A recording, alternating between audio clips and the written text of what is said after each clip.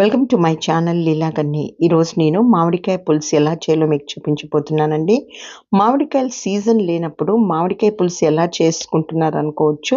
నేను మామిడికాయ సీజన్ అప్పుడు నేను ఇలా స్టోర్ చేసుకున్నాను. నియర్లీ ఒక సంవత్సరం పాటు మనకు ఏమీ చెడిపోకుండా, ఏమీ ప్రిజర్వేటివ్స్ మాత్రం వేయలేదండి. జస్ట్ ఉప్పు, పసుపు వేసి దీన్ని ప్రిజర్వ్ చేసుకున్నాం. సో మనకి ఎప్పుడు కావాలంటే అప్పుడు పులుసు, చట్నీ ఏది కావాలి, పులిహార ఏది కావాలంటే అది చేసుకోవచ్చు. సో మనకు దొరుకుతున్నప్పుడు ఇలా మనం ప్రిజర్వేటివ్స్ లేకోకుండా న్యాచురల్గా ప్రిజర్వ్ చేసుకొని పెట్టుకుంటే మనకు ఎప్పుడు కావాలంటే అప్పుడు మామిడికాయ పప్పు ఇలా చూడండి ముక్కు చేసుకోవచ్చు. ఇక్కడ ముక్కు కూడా ఎక్కువగా మెత్తబడలేదు, ఎంత బాగా గట్టిగా ఉందో. సో ఇప్పుడు నేను ఈ మామిడికాయలు తీసుకొని పులుసు ఎలా చేస్తున్నానో చూపించబోతున్నాను.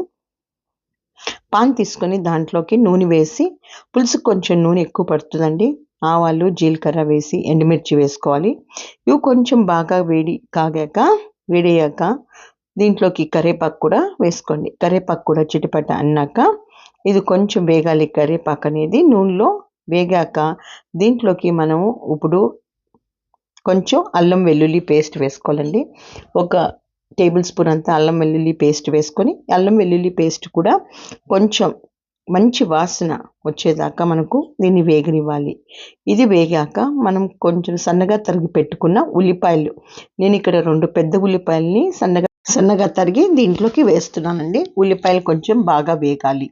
సో ఉల్లిపాయలు వేసాక అలాగే కట్ చేసుకున్న పచ్చిమిరపకాయలు కూడా దీంట్లోకి వేసుకోవాలి. జంపుగా కట్ చేసుకున్న ఇలా పచ్చిమిరపకాయలు కూడా వేసుకోండి. నేను ఇక్కడ ఒక 7-8 పచ్చిమిరపకాయలు ఇలా కట్ చేసుకొని వేసుకున్నాను. సో ఇవన్నీ కొంచెం మగ్గనివ్వాలి. ఉల్లిపాయ, పచ్చిమిరపకాయలంతా కొంచెం బాగా మగ్గితే బాగుంటుంది. సో ఇలా మగ్గాక మనం మిగతా ఇంగ్రీడియంట్స్ అన్నీ వేసుకున్నాము. సో ఉల్లిపాయలు దగ్గర మగ్గిని కొంచెం ఉప్పు వేసుకుంటే ఉల్లిపాయ అనేది ఇంకా తొందరగా మగ్గిపోతుంది. సో అదొక టిప్ అండి. తొందరగా ఉల్లిపాయలు మగ్గాలంటే కొంచెం ఉప్పు వేసి తిప్పుకుంటే తొందరగా మగ్గిపోద్ది. అలాగే కొంచెం పసుపు వేసుకొని ఇది కొంచెం ఫ్రై కావాలి, నూనెలో కొంచెం ఫ్రై చేసుకోవాలి. సో ఉల్లిపాయ నూనెలో ఫ్రై అయ్యాక మనము దీంట్లోకి మిగతా ఇంగ్రీడియంట్స్ అన్నీ వేసుకున్నామండి. దీంట్లోకి సన్నగా కట్ చేసుకున్న టమోటోస్ కూడా దీంట్లోకి వేసుకోవాలి.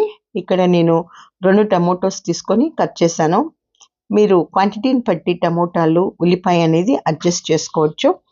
సో ఇక్కడ ఉల్లిపాయ, టమోటా కూడా బాగా నూనెలో మగ్గి టమోటా అంతా బాగా మెత్తగా పేస్ట్ లాగా కావాలండి. సో బాగా మగ్గితే బాగా టేస్ట్ వస్తుంది. సో కంటిన్యూస్గా తిప్పుకుంటూ మీడియం ఫ్లేమ్లో పెట్టుకొని దీన్ని బాగా వేగనివ్వండి. ఇప్పుడు చింతపండు గుజ్జండి తీసి పెట్టాను. ఒక పెద్ద నిమ్మకాయ సైజ్ అంతా తీసుకొని చింతపండుని దాంట్లో నీళ్లు పోసి దాన్ని బాగా గుజ్జు వేశాను. ఇప్పుడు దీంట్లోకి సరిపడంత కారం వేసుకోండి.